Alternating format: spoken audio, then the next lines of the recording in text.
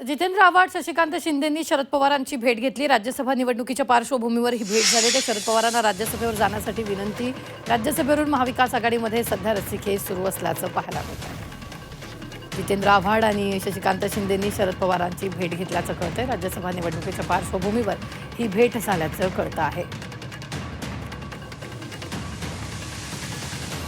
शरद पवार पुन्हा राज्यसभेवर जाण्याची शक्यता असतानाच आव्हाड, शशिकांत शिंदेंनी पवारांची भेट घेतल्याचं कळतं आहे। तर पवारांनी राज्यसभेवर जावं ही राष्ट्रवादीच्या नेत्यांची इच्छा असल्याचं सुद्धा बोललं जात आहे।